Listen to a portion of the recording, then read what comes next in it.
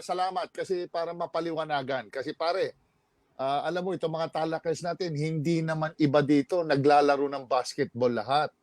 Yung iba talagang nagmimeron, fan lang ng basketball. Ayan, at least kahit papaano nabigyan kayo ni Coach Jerry Esplana ng konting overview kung ano ba yung diferensya ng World Cup sa Asian Games. So, sa tinutumbok ni Coach Jerry, mas mataas ang level ng World Cup kumpara sa Asian Games. Okay.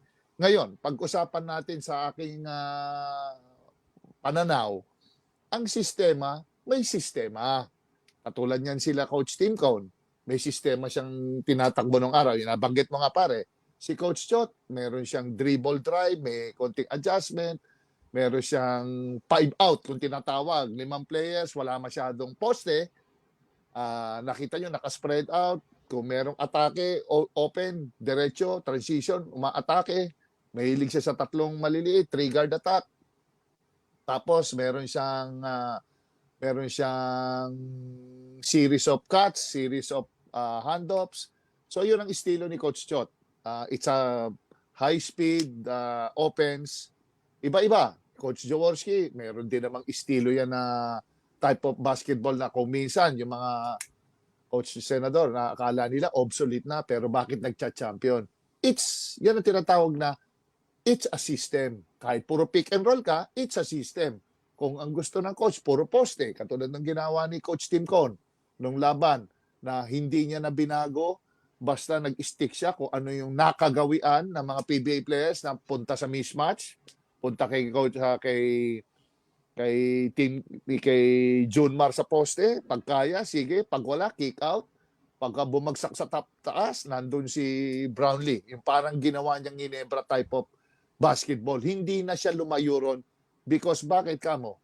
Sa ikli ng preparasyon, ikli ng panahon, yung chemistry ang pinaka-concern ni Coach Tim Cone. Hindi na siya, can't afford na siyang mag-eksperimento pa ng ibang sistema na babagay sa mga kalaban dahil wala ngang mga players halos magkakaiba ng pinanggalingan ng teams. So yun ang medyo dapat tingnan natin mga katalakers.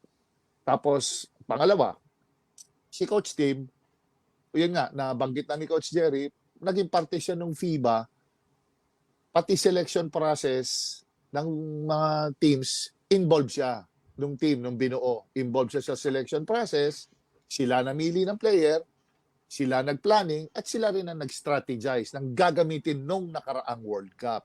So, parte si Coach Tim doon. I'm sure walang itatago si Coach Tim kay Coach Chot. Coach Chot Reyes. Kaya lahat yun talagang sama-sama. You lose as one, you win as one. Kaya mabigat din talaga yung sinalo ni Coach Chot na responsibilidad doon sa nangyari. Kumbaga sa kwan, it's the best of the best. It's World Cup. Hindi ako ma-attorney kay Coach Chot. Talagang mabigat lang talaga ang pressure na inabot niya.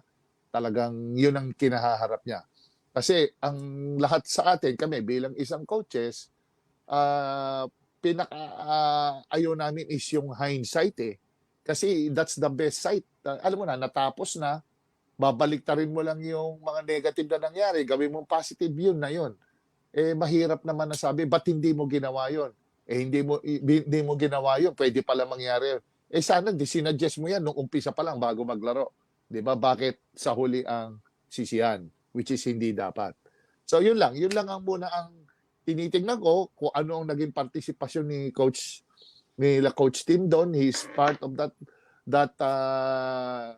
group do sa FIBA World Cup. And dito naman, sa paano naman naging tulong rin si Coach Chot din, at least nagkaroon din na ng idea si Coach Tim kung paano niya i-address ulit ang isang team na lalaban sa Asiad na kung sino ang pwede, ano ba ang magiging key ingredients para ka makagold, is yun din yung in-apply ni Coach Tim dito sa Asian team. Kasi kailangan pa ba kung kumuha ng ganito, kumuha ng ganyan? Hindi na. Kung ano yung nakita ni Coach Tim dun sa hinawakan nila ni Coach Chot sa World Cup, dinugtong-dugtong niya na lang yung yung ano, yung solusyon para makabuo ng isang competitive na lineup. Kaya doon rin humantong. Kaya give credit na rin doon sa World Cup kasi kahit papano may tinatawag na nakapag-shadow. Kahit nga mabigat na assistant coach si Coach Tim doon kay Coach Chot, kahit papano nakaaninag na siya ng ano, ito pala dapat gagawin ko kung sakasakaling bumagsak sa tapat niya yung trabaho. Ito, may idea na siya kesa yung salang ka kagad, bakbakan agad, wala ka ng time para mag-adjust. Yun ang mga nangyari doon. And when it comes to ano naman, when it comes to World Cup, mahirap kasi i-compare kasi ang World Cup, yun ang the best of the best eh. Iba ang level of play dyan compared sa Asian Games. Tapos tayo, nandun lang tayo ron sa grupo na FIBA Oceania na di ba, pinag-usapan natin nakaraan, bakit nandun si Kazakhstan, nandun si New Zealand, tapos hirap na hirap tayo. Doon pa lang tayo sa level na yun, dinudugo na tayo mga katalakers.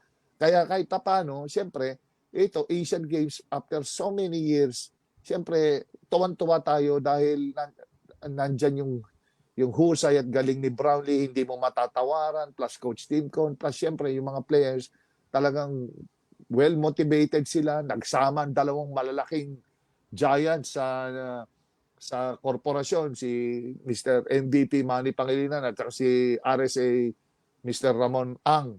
Yung total support, hindi mo rin matatawaran yun, guys. Ayoko lang tignan yung basketball per se kasi yung basketball nandyan yan, pero kung I don't think aabot tayo sa ganun kung wala yung suporta ng dalawang malalaking giants, mga higante ng businesses sa Pilipinas, kung hindi tumulong sila RSA at sila MVP. Kaya it's a collective effort, nagsama-sama lahat, kaya na-produce natin yung napakagintong medalya na inaasam ng mga Pinoy. Kasi sa akin, ano na ang players, nandyan na yan eh.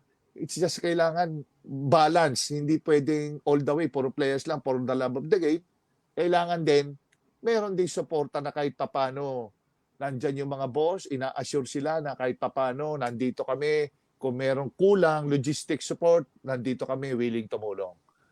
Yun, basta sa amin, congratulations. Ang galing nung Justin Brownlee. Kaya huwag kayong minsan sa amin magagalit kung minsan bakit kami napili namin si ganito nung nakaraan, si JC Clarkson or si Justin Brown.